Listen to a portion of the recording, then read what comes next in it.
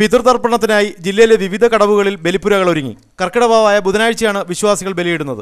ജില്ലയിലെ പ്രധാന സ്നാനഘട്ടം തിരുമുല്ലാവാരമാണ്. ഇവിടെ ബലിപ്പുരകളുടെ അവസാനഘട്ട നിർമ്മാണത്തിലാണ്. വിവിധ സംഘടനകളാണ് ബലിതർപ്പണത്തിന് സൗകര്യമൊരുക്കിയിട്ടുള്ളത്.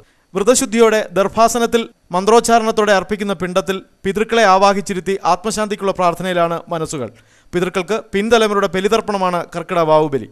ബലിതർപ്പണത്തിനെത്തുന്നവർക്ക് എല്ലാവിധ സൗകര്യങ്ങളും ജില്ലാ ഭരണകൂടം ഏർപ്പെടുത്തിയിട്ടുണ്ട്.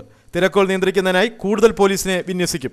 ആരോഗ്യവകുപ്പും കൊല്ലം കോർപ്പറേഷനും ചേർന്ന് ശുചീകരണ പ്രവർത്തനങ്ങൾക്ക് നേതൃത്വം നൽകും. KSRTC പ്രത്യേക സർവീസുകൾ നടത്തും.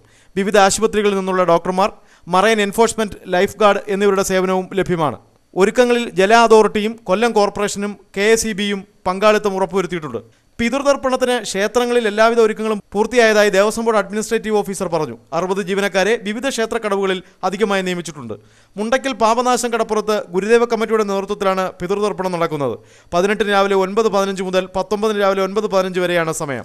ബലികർമ്മത്തിനെത്തുന്നവർക്ക് ദേശീയ വനവൽക്കരണത്തിന്റെ ഭാഗമായി വനവകുപ്പിന്റെ സഹകരണത്തോടെ 10,000 വൃക്ഷത്തൈകളും വളവും സൗജന്യമായി നൽകും. ന്യൂസ് ബ്യൂറോ, കൊല്ലം.